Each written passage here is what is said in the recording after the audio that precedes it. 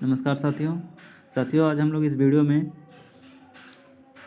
Module 6 प्रश्नोत्तरी की चर्चा करेंगे, जो निष्ठा प्रशिक्षण का एक अंग है। मॉड्यूल 6 जिसका शीर्षक है कला समय की शिक्षा। तो साथियों हम लोग इसके प्रश्नोत्तरी को हल करते हैं, तो इसका उत्तर सही और गलत के रूप में देखते हैं। तो पहला प्रश्न है कि विजुअल आर्ट्स में drawing, painting, clay modelling, paper craft आदि शामिल हैं। सही है। अगला प्रश्न है कला समय की शिक्षा एक विषय है। कला समय की शिक्षा एक विषय है, तो ये गलत है।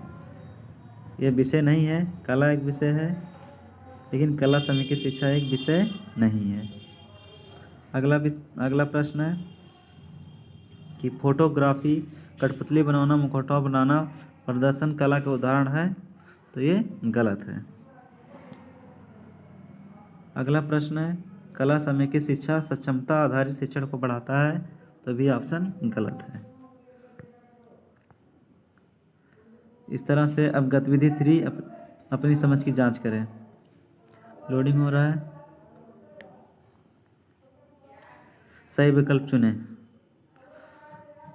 बारिश की आवाज़ उत्पन्न करने की गतिविधि इंद्रियों के माध्यम से सीखना है। क्या आप इस कथन से सहमत हैं? सही है।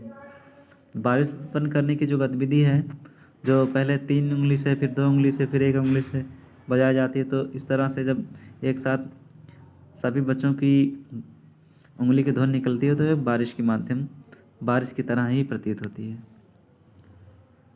उंगलियों की से ताली बजाने और चारों ओर बारिश की महसूस कराने के साथ बारिश की आवाज़ बनाने एक अनुभवात्मक सीख है, तो ये ऑप्शन सही है।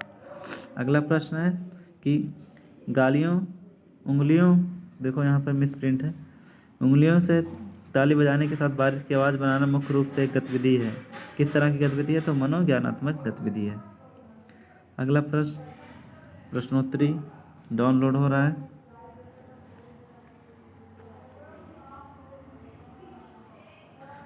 प्रश्नोत्तरी देखते हैं। कला समय की शिक्षा पर आधारित। कला समय की शिक्षा के माध्यम से शिक्षक क्या विकसित कर सकेंगे?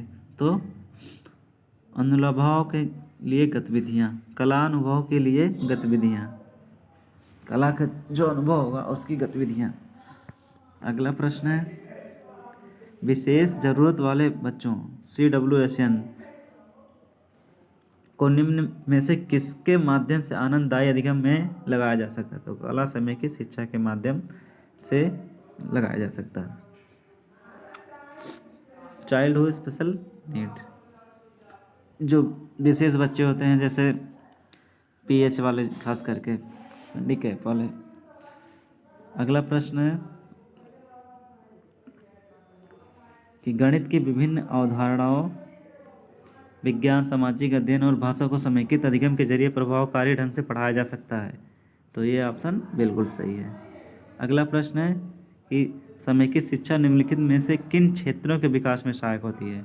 तो समेकित शिक्षा सभी क्षेत्रों में, मनोज्ञानात्मक, संज्ञानात्मक, भावात्मक, सभी क्षेत्रों में सहायक होती है।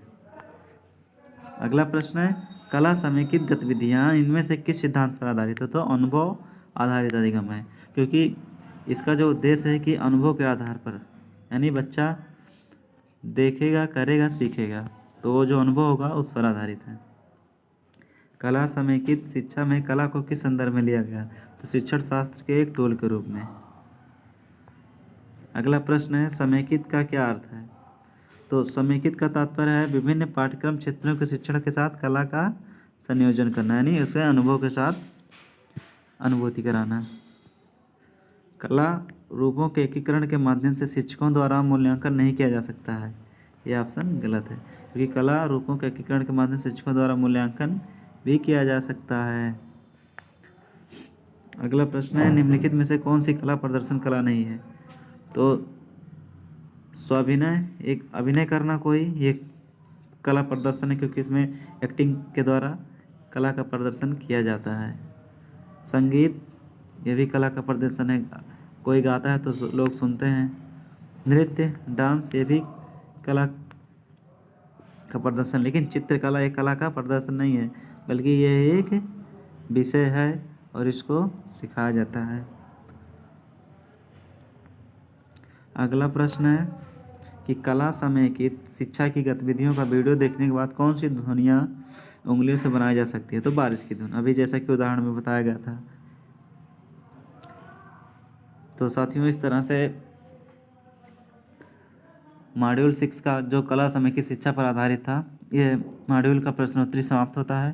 तो साथियों, अगर वीडियो पसंद आया हो तो चैनल को सब्सक्राइब करना बिल्कुल ना भूलें, और ये चैनल पर लाइक करना बिल्कुल ना भूलें, और चैनल पर नए हैं तो चैनल को सब्सक्राइब करना बिल्कुल ना भूलें।